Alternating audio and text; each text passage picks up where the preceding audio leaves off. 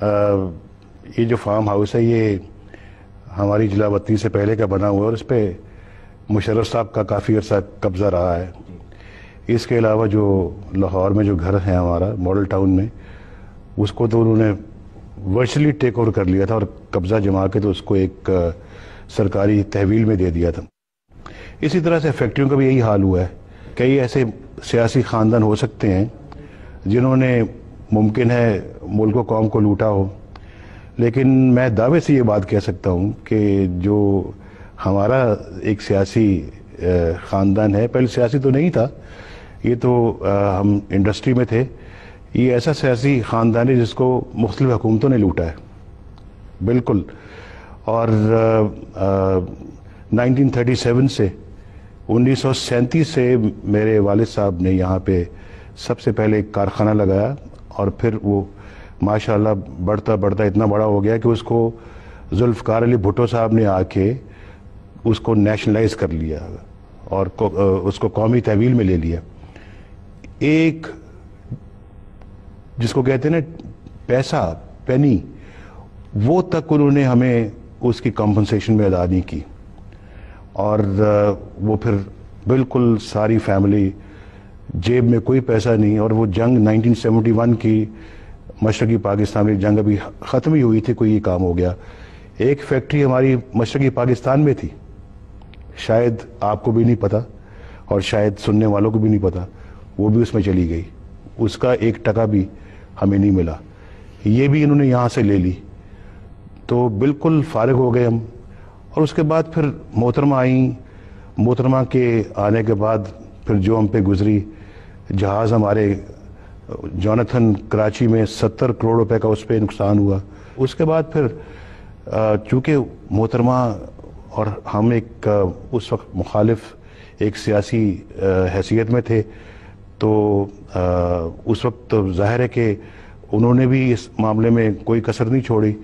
اس کے بعد پھر ایک جب یہ مشرف صاحب کا ماشاء اللہ آیا تو مشرف صاحب کے ماشاء اللہ نے جو ہماری رہی سہی جو فیکٹریاں تھیں اس پہ تالے لگوا دیے اور بند کروا دیں، بالکل فارغ کر دیا، ملک سے باہر بھیج دیا، جیلوں میں بند کیا. اور آپ کو سب پتہ ہے، تفصیل میں جانے کی کیا ضرورت ہے. اور ہائی جیکنگ کا ایک جعلی کیس میرے اوپر بنوا دیا.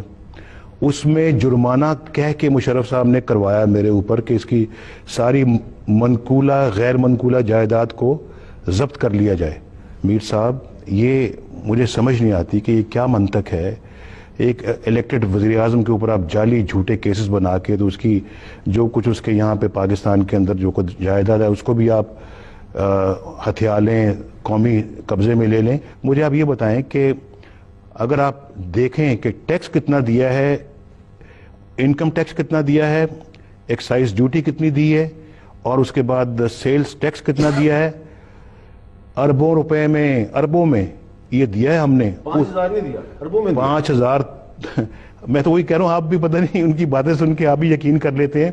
اصل حقیقت کچھ اور ہوتی ہے، ٹی وی پہ کچھ اور آ رہا ہوتا ہے، اخبارات میں کچھ اور کہا جا رہا ہوتا ہے. الیکشن کمیشن کا کوٹ کیا انہوں نے. جی میں اپنی دیکھیں میری ذات کو آپ نہ دیکھیں، میری ذات بھی ان سب چیزوں سے منسلک ہے. یہ جو اثاثے ہیں جس کا میں ذکر کر رہا ہوں، یہ الحمدللہ یہ فیملی کی ملکیت ہیں.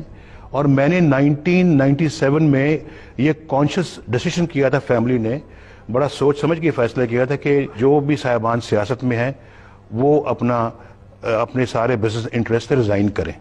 ہم نے ریزائن کیا اور ہم نے جو ہے وہ جتنا ہم مناسب تھا اتنا ہمارے حصے میں رہا. باقی کیونکہ سیاست کو ہم اپنے انڈسٹری سے بالکل ذاتی طور کے اوپر میں اپنے آپ کو علیحدہ کرنا چاہتا تھا.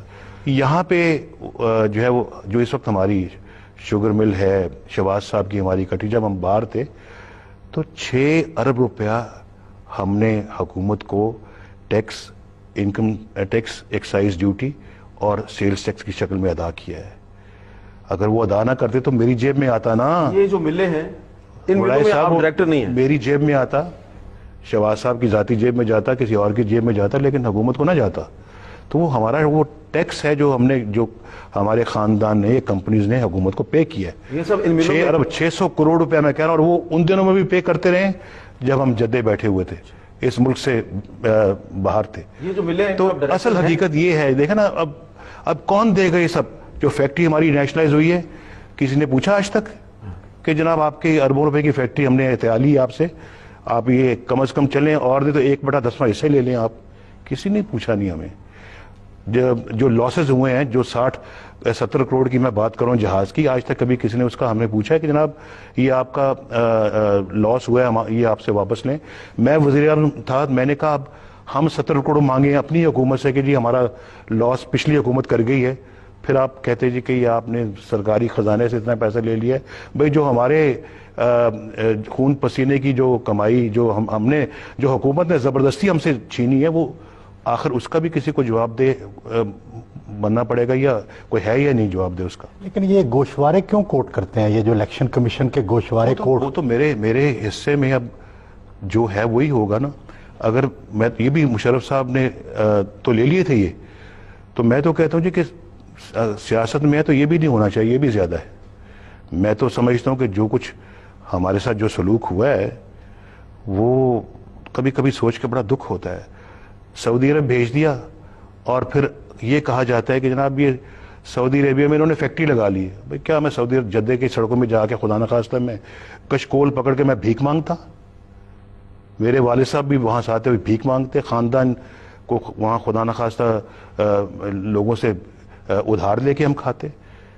زبردستی بھیجا گیا ہے, کوئی ہم خوشی تو نہیں وہاں یہاں سے ہم گئے تھے, زبردستی بھیجا اور پھر وہاں جا کے اپنے روزگار کے لیے کوئی موقع تلاش کی. یہاں تو کسی نے آنے نہیں دیا واپس. آپ گفتگو سن رہے ہیں مسلم لیگ نون کے قائد جناب نواز شریف کی. ایک وقفہ لیتے ہیں, وقفے کے بعد دوبارہ ملتے ہیں.